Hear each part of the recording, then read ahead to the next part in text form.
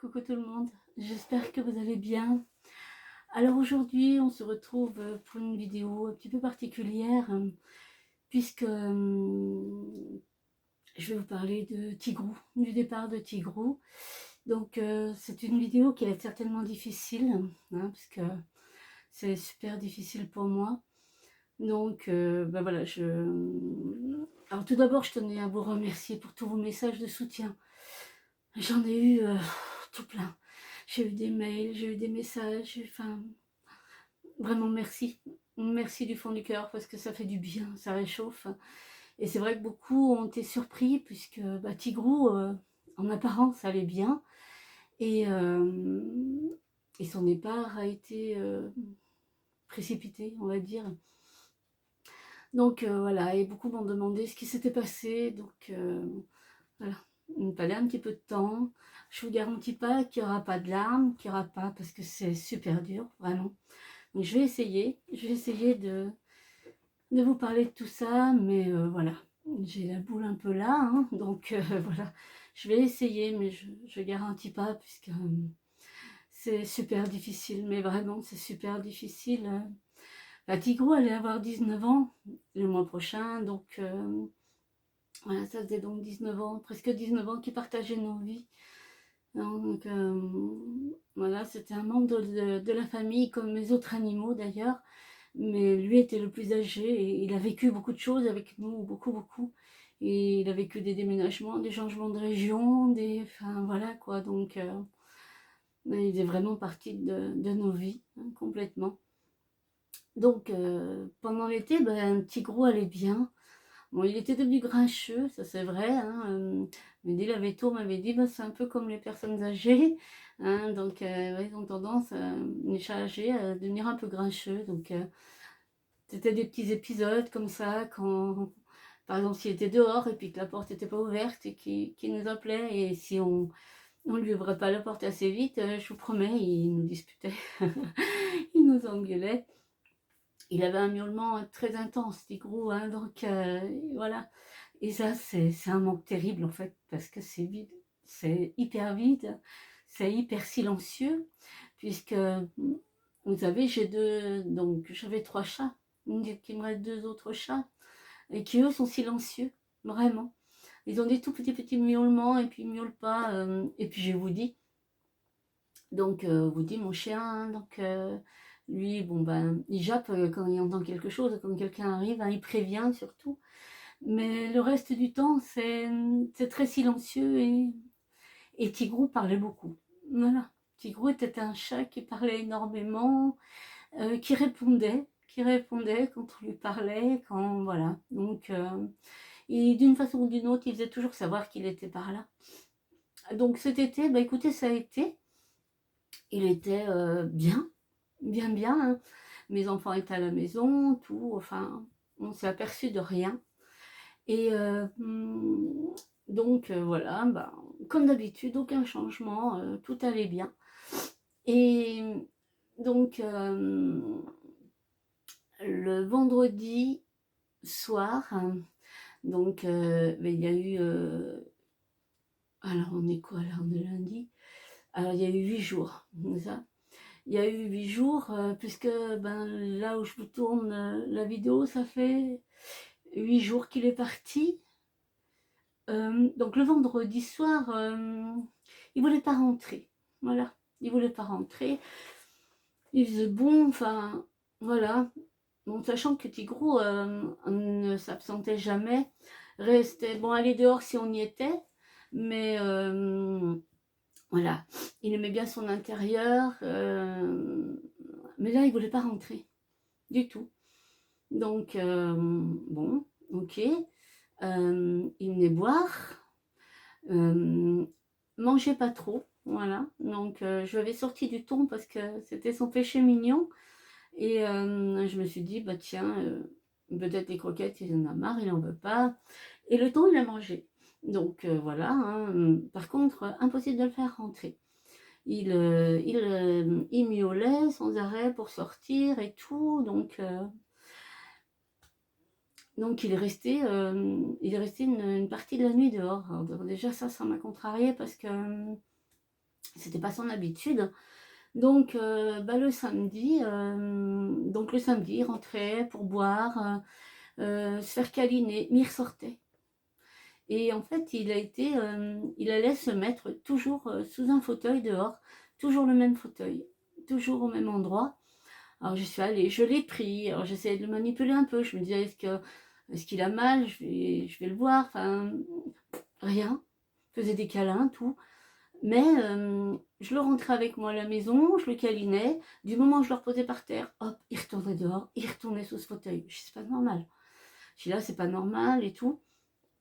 Donc donc plusieurs fois je le re-rentre et tout. Donc je regardais son museau parce que je savais que si ça séchait, s'il changeait de couleur, ouais, je voyais rien. Bon.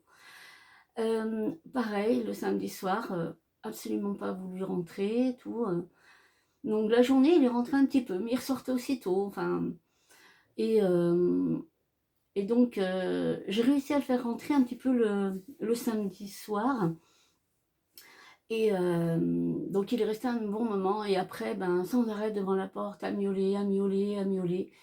Donc je dis bon il va rester dehors, hein, voilà. Donc je le fais ressortir. Moi je me suis levée dans la nuit parce que quand même ça m'intriguait et tout. Donc j'ai été le voir, il faisait des câlins, il ronronnait, mais dehors, je le rentrais, non, il voulait ressortir.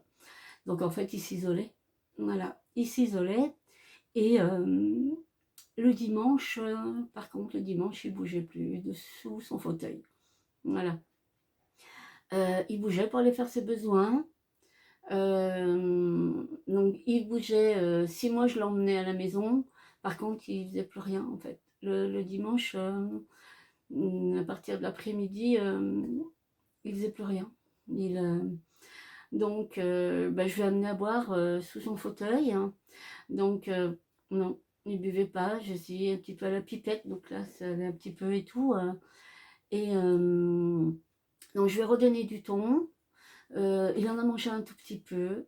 Donc j'essayais de le prendre, il ne voulait pas. Mais il grognait pas. Enfin, voilà. Donc je m'étais dit, bon, de toute façon, là j'ai vu son, pas son visage, mais enfin, oui, enfin, son museau. J'ai vu changer, j'ai vu ses yeux se renfoncer. Donc j'ai compris.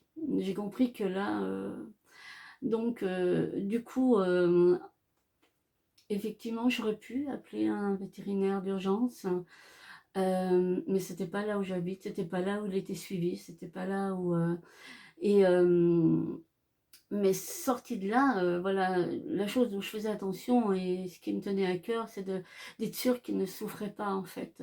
Et vraiment, je le prenais, et moi je pensais qu'un chat qui souffrait, soit il grognait, soit, enfin, en général, un chat, moi le veto, elle m'a dit, un chat qui souffre, effectivement, il peut être agressif, il peut grogner, il peut rejeter. Il n'y avait rien de tout ça. Donc voilà, je savais qu'il s'éteignait, hein, je savais que voilà. Mais, euh, mais voilà, je voulais l'aider à partir, hein. Ça, ma décision, elle était prise parce que voilà, je savais bien que. Mais je voulais d'abord l'avis de notre vétérinaire. Donc dès le lundi matin, je l'ai appelée et bon, même sans le voir, elle m'a dit il faut l'aider à partir. Alors, bon, vu son âge. Et donc elle nous a donné rendez-vous à 17h. Donc toute la journée, je le passais avec lui. Donc il était donc pareil, hein, il bougeait pas de son fauteuil. Donc moi j'ai mis un fauteuil à côté, je suis restée à côté. Je le prenais dans mes bras là, par contre il aimait pas trop. En fait il dormait tout le temps, tout le temps. Donc je suis restée à côté de lui. Bon, moi je pouvais pas me mettre à côté de lui par terre parce que pour moi c'est impossible avec les douleurs et tout, c'est impossible. Mais voilà, j'ai pris un fauteuil pas trop haut et pour pouvoir avoir accès à Tigrou. Donc on a passé, mon fils est venu aussi, on a passé tout l'après-midi à ses côtés. Et il faut savoir que Tigrou était un chat dominant. Donc il avait du caractère. Il avait beaucoup de caractère. Et il y a une chose dont il avait horreur, c'est les cages de transport. Mais ça, il en avait horreur. Ça a toujours été un gros calvaire pour le faire rentrer dedans, pour aller vers les vaccins et tout ça. Ça a toujours été une catastrophe. Et, euh, et là, il est rentré tout seul. Quand on a commencé à mettre la cage, il est rentré tout seul. Et là, je me suis dit, c'est pas normal. Donc, je pense que il avait compris, je sais pas, ou peut-être que... Mais il en avait marre. Mais en tout cas, il est rentré tout seul. Et donc, on est arrivé à la clinique vétérinaire. Et à partir de là, enfin, il y a eu des choses, moi, qui m'ont... Enfin, même encore maintenant, je n'arrive pas à comprendre. Même si la vétérinaire m'a bien expliqué, j'arrive pas à comprendre. Et on est arrivé là-bas, il s'est mis à tousser, mais à tousser. Et là, j'ai regardé la vétérinaire et elle m'a regardé en me disant, ben, il tousse comme ça depuis quand? Mais il n'a jamais toussé. Du moins pas en ma présence, jamais. Elle me dit, d'accord. Elle me dit, il n'y a pas de souci et tout. Hein. Et je me suis dit, mais elle va jamais me croire. Parce que là, il toussait, mais vraiment, il toussait, puis d'une toux, mais qui m'arrachait le cœur, quoi. Et elle me dit, on va pas tarder, on va l'aider à partir. Et donc, je lui demande, bon, elle l'ausculte. Pour elle, c'était une tumeur au poumon. Et là, en fait, il faisait un pneumothorax. Donc, je lui ai demandé comment ça fait que j'ai rien pu voir, en fait. Parce que j'ai rien vu. J'ai rien vu, mais rien vu du tout. Hein. Et elle m'a dit que les chats, apparemment, étaient très doués pour protéger leur maître et cacher leurs soucis, cacher leurs souffrances, puisque je sais qu'en fait, ils souffraient beaucoup. Et ça, je m'en veux, mais j'ai rien vu. Je vous promets, j'ai rien vu du tout. Donc, voilà, ça a été compliqué. Hein. Donc, on a pris Tigrou dans nos bras. Elle a fait la première piqûre pour l'endormir. Donc, là, c'était important pour nous qu'il s'endorme dans nos bras, sous nos caresses. Mais il ne s'endormait pas. Il ne s'endormait pas et le temps était mais long. Il luttait vraiment. Il plongeait la tête, il la relevait, il nous regardait, il plongeait. Et au bout d'un moment, ça me terrifiait. Moi, ça me terrifiait vraiment. Et j'ai dit à la veto, mais pourquoi il ne s'endort pas?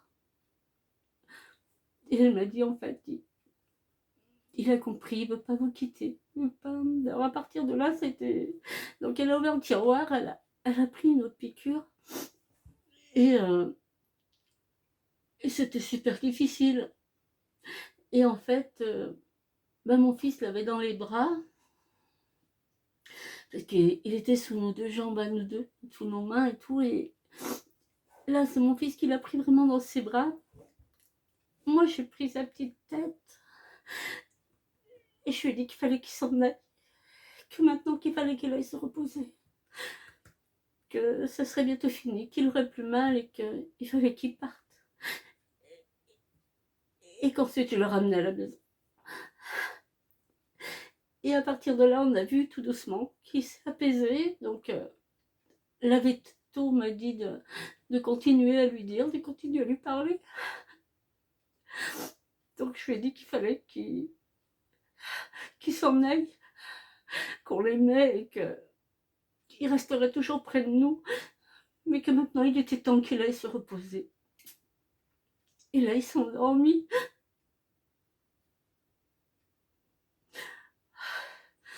Là, il s'est endormi. Elle voulait pas lui faire la piqûre alors qu'il était dans nos bras. Elle voulait bien qu'il s'endorme dans nos bras, mais elle voulait pas lui faire la piqûre pour lui arrêter le cœur dans nos bras. Donc elle l'a déposé sur la table. Et ensuite, elle lui a fait la piqûre. Et il est parti.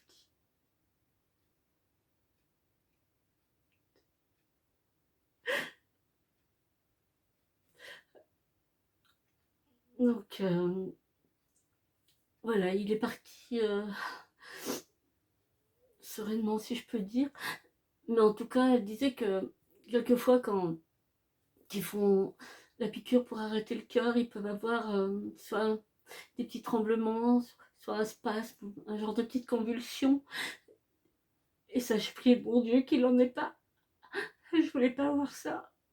Et il a rien eu. Il est parti. J'ai demandé en 2 fois à la vétérinaire de contrôler que c'était bien fini. Et elle m'a dit que oui, c'était fini, qu'il était parti. Et on l'a ramené à la maison. Et il est avec nous à la maison. Donc il est dans mon terrain. Il a son petit coin. Et c'était important. C'était important pour nous qu'il revienne à la maison. Donc voilà. Alors c'est vrai que pour peut-être certaines personnes ne comprendront pas ma douleur, mais j'ai vraiment l'impression d'avoir perdu quelqu'un. Mais j'ai perdu quelqu'un, c'est pas une impression, j'ai vraiment perdu quelqu'un.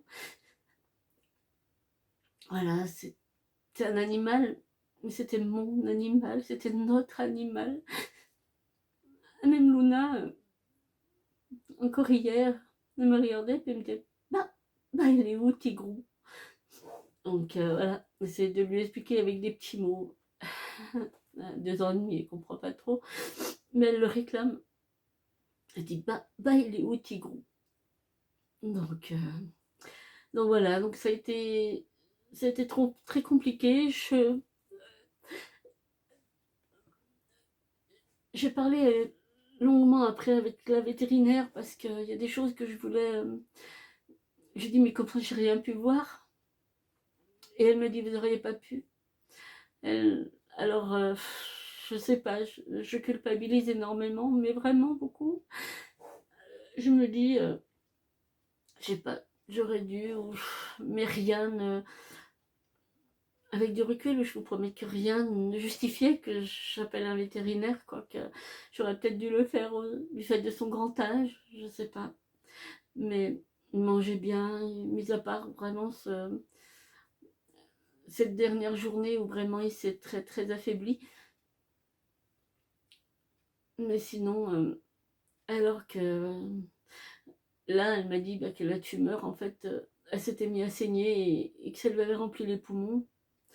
Et mais la tumeur n'est pas arrivée du jour au lendemain. J'arrive pas à comprendre en fait qu'il n'y ait pas eu des signes, il n'y ait pas eu.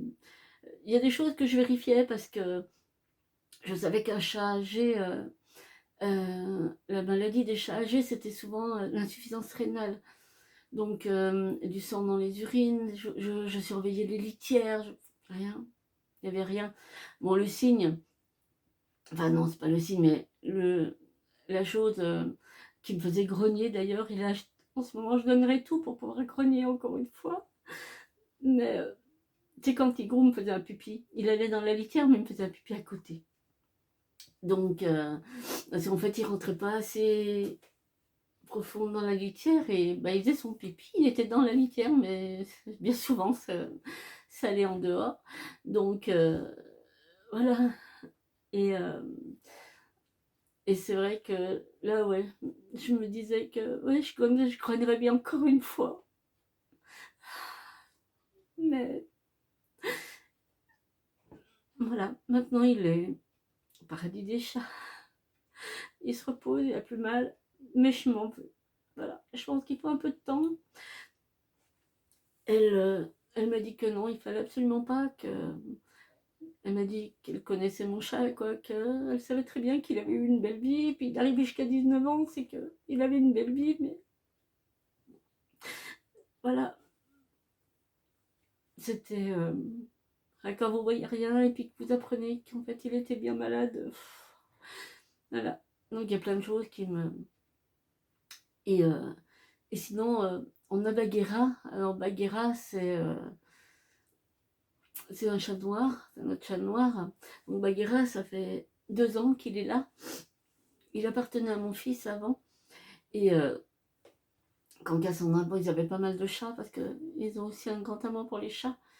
Et quand Cassandra est tombée enceinte au début, eh bien, bah, elle n'était pas immunisée, donc euh, et à l'époque, j'avais une voisine qui a dit, mais moi, je veux bien un chat, donc elle dit, si tu veux, j'en prends un, donc et Bagheera est arrivé chez ma voisine, et il est resté 15 jours, et je l'ai pris. Quand j'ai vu certaines choses, j'ai dit, non, pas possible, je le prends, moi. Donc Bagheera est venu à la maison, et bien Bagheera, il a veillé Tigrou tout le week-end. Bagheera, c'est un chat qui est très indépendant. Il se promène beaucoup. Bon, là, depuis le départ de Tigrou, il bouge plus. Enfin, autour. Il reste là autour. Il rentre à la maison, il vient faire des câlins. Par contre, je le trouve super énervé. Donc, je lui parle. Voilà, j'ai vu un changement. Donc, par contre, je vais être très, très... Voilà, là, je vais être peut-être plus prudente. Et si vraiment je vois qu'il y a des choses qui vont pas, j'emmènerai. Mais bon, il mange bien, il boit bien, comme Tigrou d'ailleurs. Mais je le trouve très énervé et son comportement a changé. Voilà. J'ai l'impression qu'il reste beaucoup plus près de moi. Mais vous l'auriez vu, il a veillé vraiment. Il, tout le week-end, il est resté auprès de Tigrou. Alors que jamais, quoi. Bon, ils s'entendaient très bien, hein, tous les deux. Mais là, il l'a pas quitté. Il était sur un fauteuil à côté, ou il s'allongeait à côté de lui. Et en fait, il est tout le temps. Même la nuit où je me suis levée parce que j'étais quand même inquiète et je voulais voir comment allait Tigrou et tout, qu'on a fait des câlins et tout. Bagheera était là-bas. Donc, il l'a vraiment veillé. Vraiment, il l'a veillé. Et Snow, eh bien, Snow, depuis que Tigrou est parti, je l'ai revu qu'une fois. Alors, Snow est aussi très très indépendante, encore pire que Bagheera. Snow, elle peut disparaître pendant 3-4 jours, revenir, repartir. Bon, là, les mauvais jours vont arriver, donc elle va revenir et rester plus à la maison. Mais là, oui, la dernière fois que je l'ai vue, il y a 3 jours, hein, mais elle tournait en rond. Donc c'est pareil, très très très énervé. Je pense qu'ils se sont rendus compte que Tigrou était plus là, hein. C'était le patriarche, hein. Et Snow, quand elle est arrivée à la maison, elle avait 2 mois et demi. Et en fait, c'est Tigrou qui lui a fait son éducation. Je vous mets une photo pour faire voir qu'ils étaient très proches aussi tous les deux. Et c'est vraiment lui qui a fait son éducation. Je me rappelle, si elle faisait une bêtise, il lui posait la patte comme ça sur sa tête et puis il lui faisait abaisser, leur dire, il arrivait bien à tempérer. Avec Bagheera, ils sont toujours bien entendus. C'est pareil, si Bagheera faisait quelque chose qui plaisait pas trop à Tigrou, bah Tigrou le prenait ici, comme les mamans, vous savez, derrière. Enfin, c'était vraiment le patriarche des chats à la maison. Et je pense qu'ils s'aperçoivent que ben, il manque, quoi. Mais ouais, en tout cas, il manque énormément. Moi, il me manque énormément. Ses miaulements me manquent énormément. Même ses pipis en dehors de la litière. Donc voilà. Mais bon, ça m'a fait du bien d'en parler, ça m'a fait du bien d'extérioriser aussi en même temps. Et puis bah, que tout ça sorte, parce que bon, on en parle avec les garçons, mais c'est pas pareil. Puisque bah, ils ressentent la même peine que moi. Donc effectivement, c'est un petit peu compliqué. Donc voilà, en tout cas, eh ben, il est toujours parmi nous, il sera toujours parmi nous. Et maintenant, bah, qu'il repose en paix, mon pépère. Écoutez, je vous remercie de m'avoir écouté. Je suis désolée, c'était pas une vidéo très très... mais voilà, je voulais vous dire un petit peu ce qu'il en était. Et puis, donc là, je vais essayer de tourner quelques vidéos. Puisque, bon, il y a mardi passé, donc le lendemain du départ de Tigrou, j'avais rendez-vous chez mon dentiste qui devait m'arracher toutes mes dents. Et quand elle a vu dans l'état où j'étais, bon, elle m'en a arraché une là-haut. Et elle m'a dit, je pense que vous avez assez de misère comme ça. Donc là, j'y retourne demain, parce que là, je vais tourner vidéo, il est lundi. J'y retourne demain, et là, par contre, effectivement, elle m'arrache tout là en bas. Donc, j'essaie de tourner le maximum de vidéos. Par contre, ce qui m'ennuie, ce que je ne savais pas quand je vous en ai parlé la première fois, c'est qu'après, j'ai un mois sans rendez-vous, puisque pour faire les empreintes et tout, elle veut vraiment que tout soit cicatrisé pour pas que tout bouge et puis que mon appareil, de nouveau, me fasse mal. Donc, je vais garder celui-ci, hein, celui que j'ai. Simplement, cette dent-là, je sais pas si vous la voyez, donc c'est une vraie, hein, c'est la mienne. Celle-là, elle va partir. Donc ici, j'aurai un trou. Alors, si je suis à l'aise, voilà, je vous dirai, donc voilà, si je vous parle, vous verrez un petit trou ici, mais j'aurai mon appareil, hein, parce que le reste, c'est, voilà. Et si je suis pas trop à l'aise, eh bien, ben, soit je ferai des vidéos sans que vous voyez mon visage. Je sais pas trop encore comment je vais réagir à ça. Mais là, je vais essayer de tourner quelques vidéos parce que j'ai des vidéos Timo à vous tourner. J'ai un partenariat aussi à vous tourner avec les parfums Nox. D'ailleurs, j'en profite en parlant de Nox, j'ai encore des commandes. Merci, merci beaucoup. C'est vraiment super gentil. Et puis, j'ai des produits terminés. Enfin, bon, je compte pas vous faire 50 000 vidéos, mais je vais au moins vous en faire quelques-unes. Puisque je vous dis, donc demain, il m'arrache le restant de mes dents. Et ensuite, je retourne la voir que le 2 octobre. Et j'ai des rendez-vous jusqu'à fin octobre. Donc, fin octobre, j'aurai mon... Oui, fin octobre, j'aurai normalement mon appareil complet. Tout ira mieux. J'espère. J'espère. Donc voilà. En tout cas, merci beaucoup de m'avoir écouté. On se retrouve très très vite sous une autre vidéo. En attendant, vous prenez bien soin de vous. Moi, je vous embrasse et je vous laisse avec mon pépère. À bientôt, bye bye.